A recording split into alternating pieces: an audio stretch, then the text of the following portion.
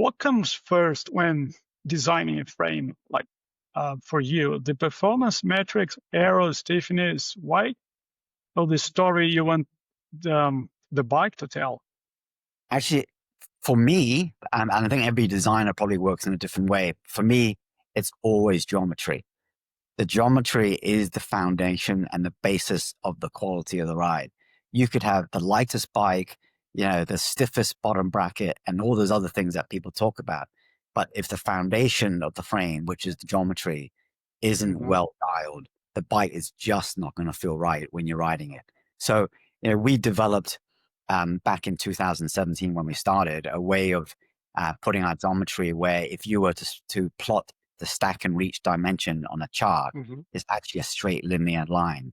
So, Yeah. the way it works is that basically you have the bottom bracket, you have the seat tube coming from it, and that effectively is a telescopic type of mechanism because you've got Yeah. different seat tube angle remains unchanged, and the seat tube Hmm. just gets longer, and then you've got the seat post that also extends. So that becomes telescopic, right? So the taller the person is, the bigger the frame and the longer the Yeah. seat tube. Whereas, there were definitely a time in the past when frame designers had different seat tube angles based on different sizes. So with that philosophy that we have, then the stack and reach is basically linear because as a person gets taller, their upper torso gets proportionally longer. So therefore, Yeah. the stack and reach, it makes sense for it to be linear. So we developed that. Hmm. We were not the first to do it. I mean, we felt that it was the right thing for us to do, and we've used it since day one. But with the rearer, which we launched just in January this year, we went a little bit step further, where even the bottom bracket drop is also linear. So as the frame size changes, the bottom bracket drop also changes, and this lends it Also, to new trends because now, of course, crank lengths are getting shorter and shorter. So now it's yeah. all very kind of proportional in terms of the taller the person is, the whole geometry changes accordingly. So I think that's something that we think is the foundation of any design. And then after that, of course, it is, really trying to dial in what the key performance metrics are. And those are the bottom bracket stiffness, head tube stiffness, the stiffness of the dropout, and probably more importantly, also the weight that's related to all those things. And for each different genre of bike, whether it's an aero bike, a lightweight bike, a gravel bike, those things will Hmm. change because, if you look at it two extremes, you've got a stiff race and crit bike where you want everything to be really stiff and tight. Then you've got a Yeah. gravel bike where you're riding on much more undulating, bumpy Hmm. surfaces where vertical compliance is more important. So then stiffness needs to be dialed back accordingly because otherwise the bike becomes a very jarring type of experience to ride and it's just not comfortable. And that jarring effect also makes you more tired during the ride. So it really is trying to dial in who the audience is, right? The genre that I Yeah. talk is really an audience, right?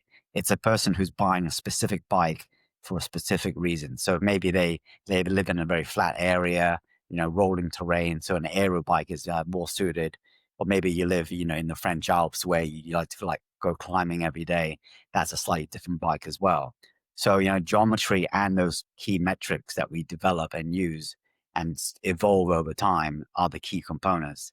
And then the next layer on top of that is probably the form factor, right? So how the Hmm. tube files are designed, the sectional properties and stuff like that. But that's all related back to performance as well. So you really can't kind of take those things apart and look at them in Yeah. isolation.